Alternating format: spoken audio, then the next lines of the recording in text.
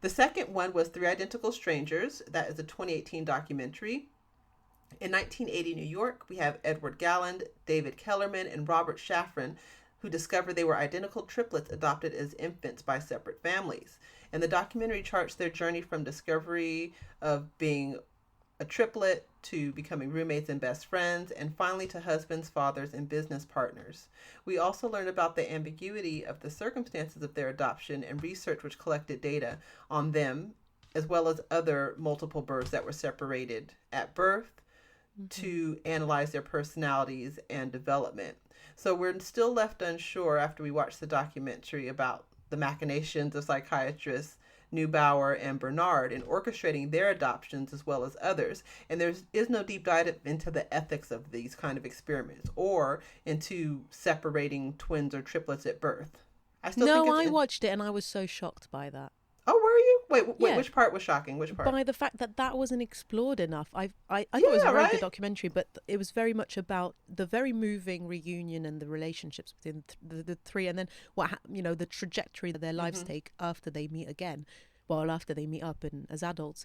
But the ethics of having separated them at birth was sort of touched on as like the context in which this happens, but it wasn't really debated. No, exactly. It wasn't. So you could understand more because so we all know outside of experiments, right? So, for example, with foster children, that's a common practice to separate them because they're like, no one's going to take you all, so let's just split you. However, I think there's got to be a timeline on that because then the children, if they're not adopted, they're just in foster Mm. care from one home to another, and that's not good. So,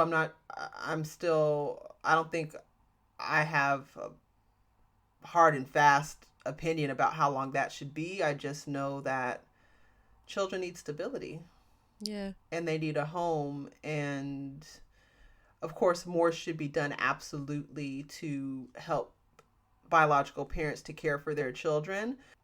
Yeah, if the environment isn't safe and you're not moving towards that, but of Still course that tough. wasn't the case here, and I think that isn't always the case, right? Because it is possible to separate children and you're not obligated to help them to have a relationship.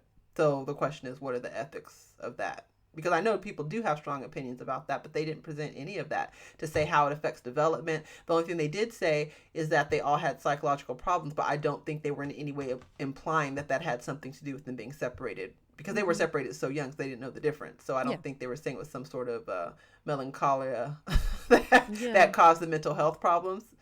But Any conclusive words on no, that's just it. I mean, I think we said it. They should have delved into the ethics of it versus leaving us with just, oh, it's sad that they didn't grow up together. yeah.